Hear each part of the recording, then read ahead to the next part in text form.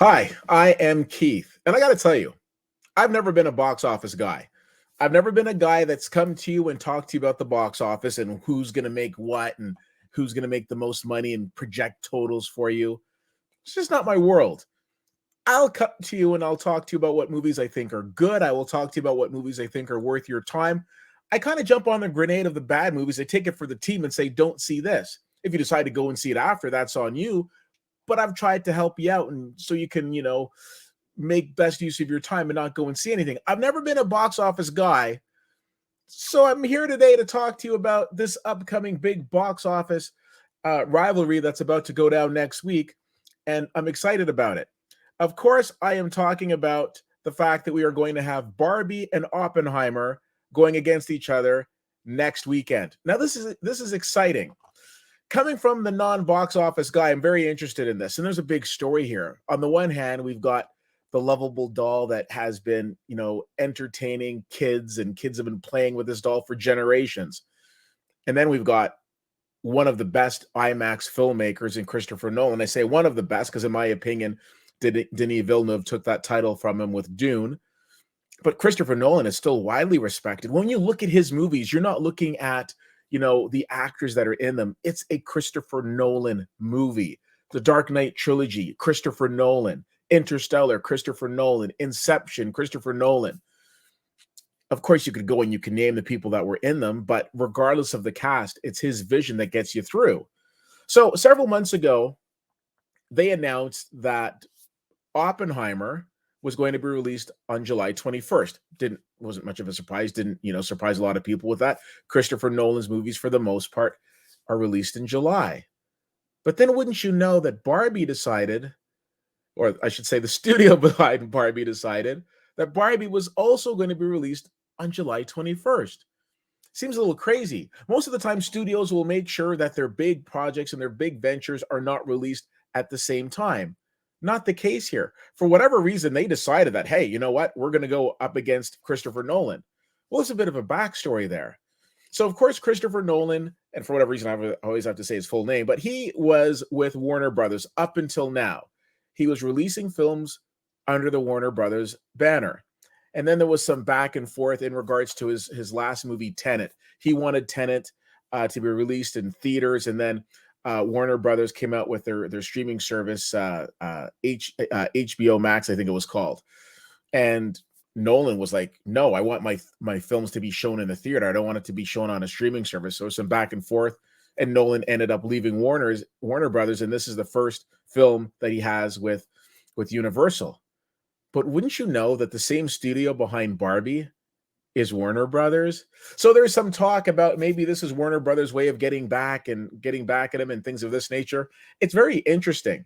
Now, I say I'm not a box office guy, and I'm not, but here's the thing. I'm going to make a prediction. If I'm right, I'm going to come off looking like a genius. But if I'm not a box office guy, so it's okay. Now, before we get into even talking about this whole rivalry with Barbie and Oppenheimer and my prediction, we need to go back. We need to take a look at Christopher Nolan's last theatrical film, which was Tenet, which came out during the pandemic. So box office numbers aside, it was a decent film. I mean, there was a lot of anticipation around it, a lot of mystery around it. Typical Nolan. We didn't really know what this movie was about. But then we went and we saw it. And of course, you have to see a Nolan film in IMAX. But the big challenge was you couldn't really hear it. The IMAX sound and the IMAX projector and everything to do with IMAX was so impressive, except for the sound. And you're listening to it, and you're nudging the person beside you, you're looking left, you're looking right, you're like, what did they say? And this was happening throughout the film. Then on top of that, you come to find out that this was done on purpose. And the internet was flooded with people complaining about the fact that they couldn't hear Tenet. And Christopher Nolan's like, oh, it was part of the experience that I was trying to create. When this movie came out on digital, everybody did the exact same thing. They rushed, they turned on the subtitles, and they looked at it and said, oh, so that's what they were saying. Now the movie starts to make a little more sense. Now, I'm a movie nerd and self-admitted. I don't think that there are going to be a lot of people that are holding a grudge or even maybe thinking about that. I'm excited for Oppenheimer, but I'll tell you, it's in the back of my head. Am I going to be able to understand the dialogue? As Barbie's not going to be playing in any IMAX theaters, I don't think understanding the dialogue is going to be a challenge. So there's been some fun memes online, this whole "Come on, Barbie, let's go party" with the whole atomic bomb in the background.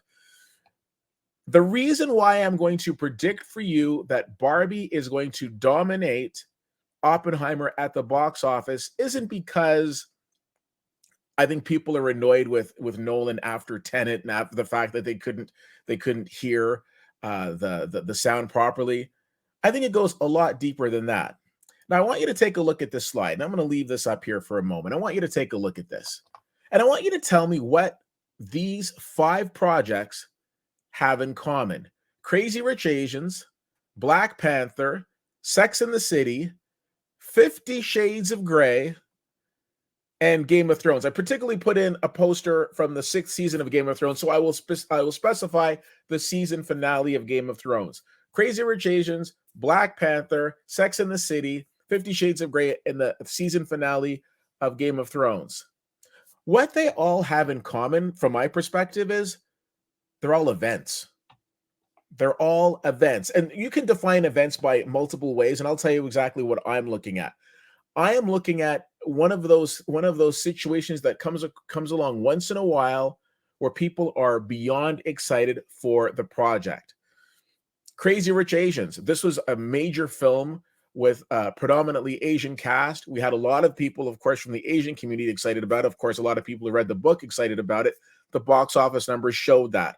Black Panther, the most successful at the time, I believe it still is, standalone Marvel film. Not an ensemble, but a standalone character film in terms of Black Panther. Because again, you're seeing people who are like, hey, we got a black superhero? Are you kidding me?